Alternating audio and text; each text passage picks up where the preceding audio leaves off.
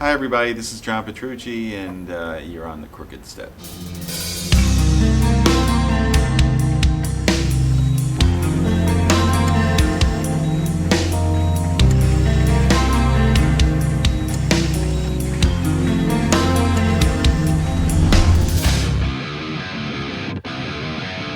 Cool, yeah, it's really good. We have about a week left and we have three great bands with us, and it's great playing with Opeth every night. I love them. And Big Elf is great guys, and Unexpected's great. So it's been really cool, and the fans are really enjoying it. And like I said, we have a few more shows left here in Barcelona and through Italy. We'll be done. Yeah, Spain's always good. There's only one thing I don't like playing about in Spain, is they put a lot of the concerts in bull rings, and it's really not good for concerts because the floor is dirt, and it's very echoey. So the only thing I wish they would do is have like a proper arena that would sound good. The whole bull ring thing. We played last night in Madrid, and it's just like being in an echo chamber. It's too much reverb and stuff. But the Spanish fans are really great fans. They're two different things. I really enjoy both. Like the studio is great because it's such a creative time. I love to write, I love to produce, I love to play guitar and see a song start from really nothing and grow into this whole piece. I love that. But live is cool too because I'm a guitar player that loves to play with my sounds and new gear and new guitars, and there's a certain feeling about playing those songs in front of the audience that's really cool. If I had to pick one, it'd probably be the studio, but I really enjoy both.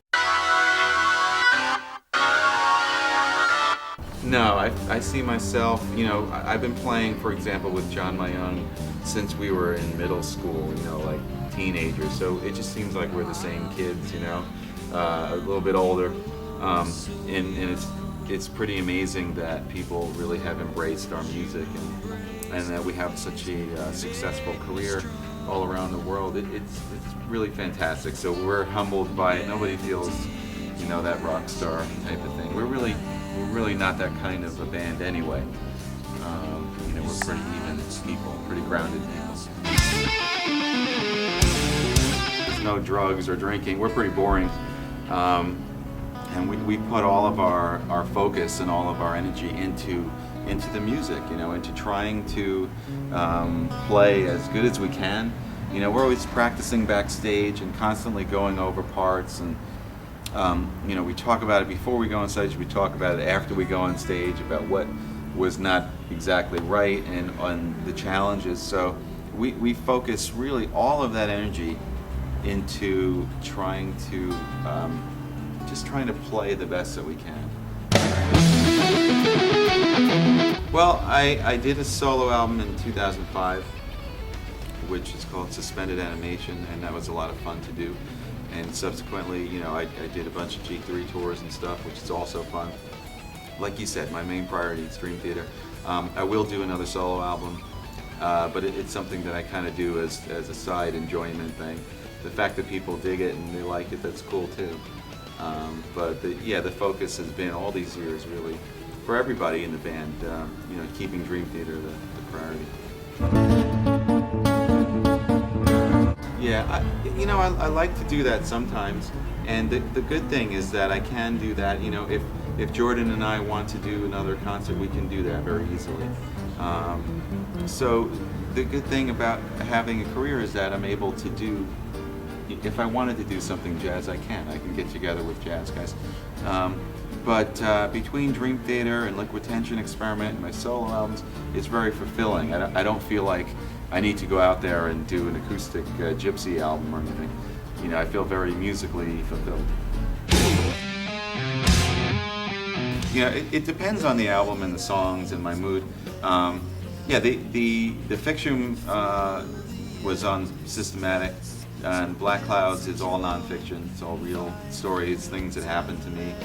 A Nightmare to Remember at Count of Tuscany, they're all real episodes, and it was a really good experience to write from from very personal events that actually happened to me. It was kind of cool to do that, you know, to be a storyteller. Yeah, to a degree, yeah. You know, I want to, on every album, I want the guitar to sound as good as it can, you know. Sometimes that means new gear, sometimes it means, you know, vintage gear, depends. But I'm always trying to go for the best guitar sound that I can. As far as my technique, I try to raise the bar every time and maybe do something I haven't done before. It doesn't mean that every album has to be completely different, but it is good to put some things in there maybe that I haven't tried before. And the good thing about that is it helps me to grow as a player, and then of course I have the challenge of trying to play that stuff live.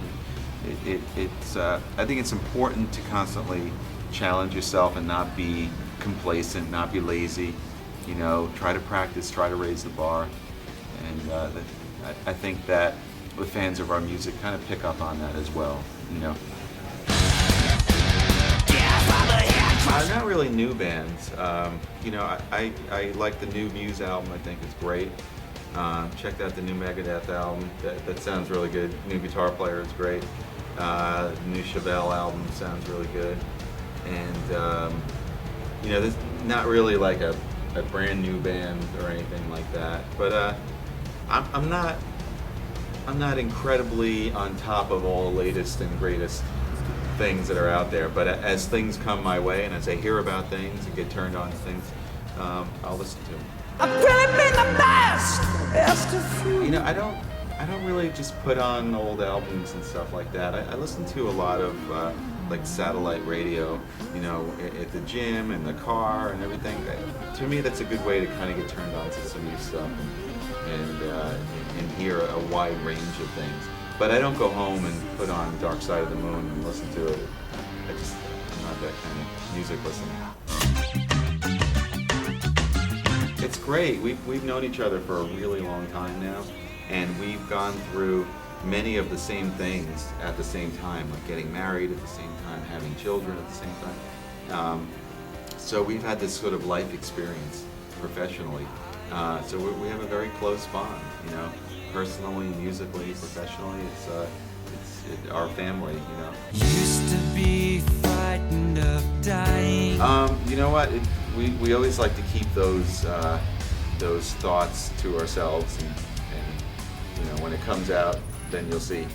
But with all the albums, you'll notice that we never really talk about it before we do it. So who knows?